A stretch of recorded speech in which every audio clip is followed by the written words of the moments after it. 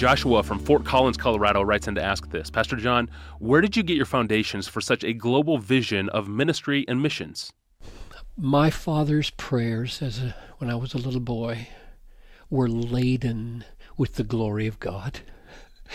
And I give thanks to my dad to this day, or thanks to God for him to this day.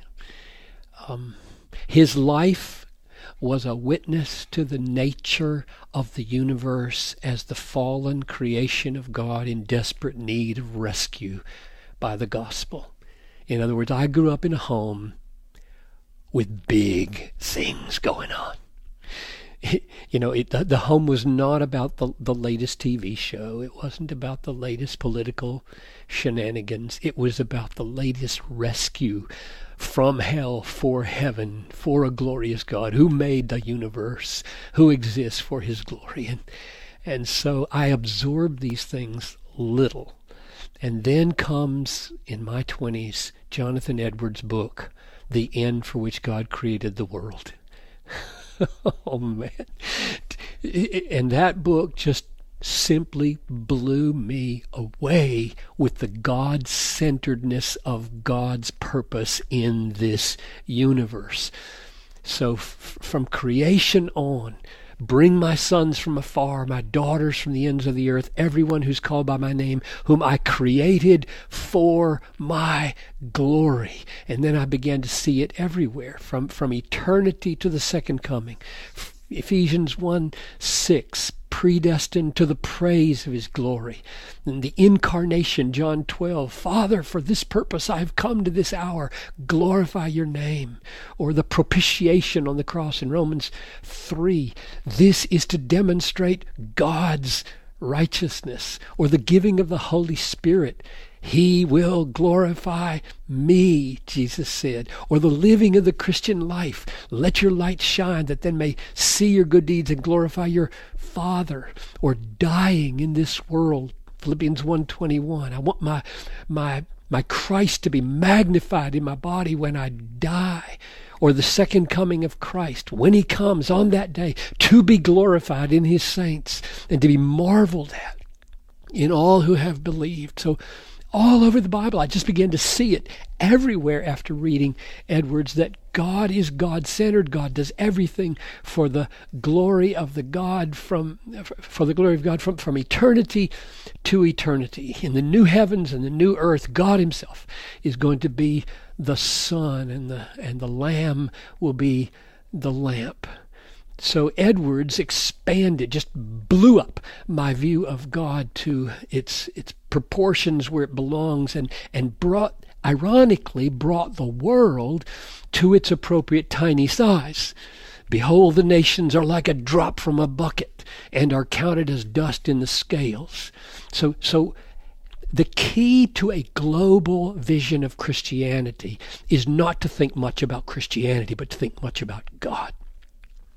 And then came the connection between God's passion for his glory and the nations, and my Christian hedonism. Back in 1983, I was preaching the series of messages that became Desiring God, and the church asked me to preach the message on missions for the first time. I'd been there 3 years. I'd never preached on missions. Shame on me. I took the challenge. I called the message Missions, the Battle Cry of Christian Hedonism, and everything came together at that moment.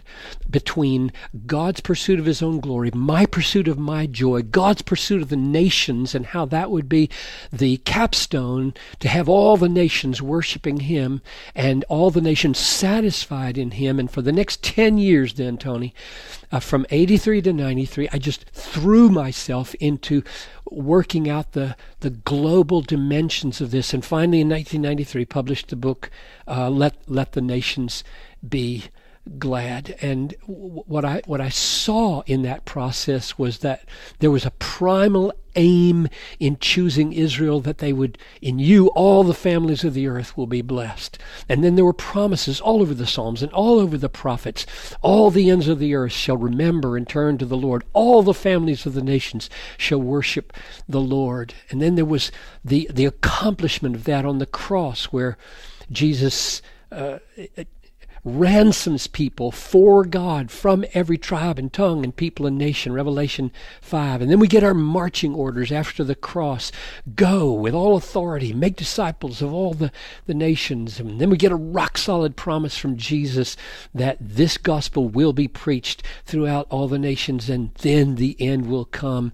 I will build my church, and the gates of hell will not prevail against it. So it seems to me that unless or until your life is grafted into this global purpose of God to be glorified through the worship of all the peoples, you're missing one great joyful reason for your existence. This is not just for an elite group of frontline missionaries. This is for every Christian to be linked into in one way or the other, be drawing strength from and pouring prayers and money and time and effort and love into. So very practically, Tony, I would say to those folks who care about this or need to care about this, get a copy of Patrick Johnstone's The Church is Bigger Than You Think, and let your vision just be blown wide open. That book just blew me away a few years ago when I read it, and I think it's still in print. The Church is Bigger Than You Think. And get a copy of Jason Mandrick's Operation World, and begin to pray through all the nations of the world. I prayed for Nepal this morning as I worked my way through this and saw the stunning work of God that He did. I think there were about 20 Christians in Nepal back in the early 60s. And today there are over 800,000 Christians in Nepal under this Maoist kind of government. God is doing stunning things in the world, and so add that to all the theological foundations.